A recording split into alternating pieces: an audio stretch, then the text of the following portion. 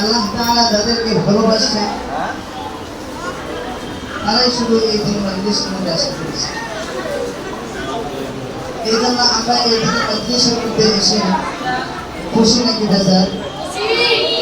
সবাই খুশি? আপনাদের খুশি দেখে আমরা অনেক খুশি।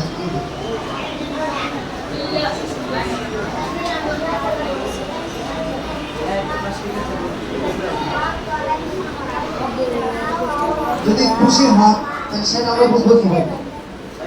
আপনারা যদি আমাদের সামনে বসে কথা বলেন, দুষ্টামি করেন, আমরা বুঝতে পারবো আপনারা খুশি। যারা খুশি তারা কি দুষ্টামি করতে পারে?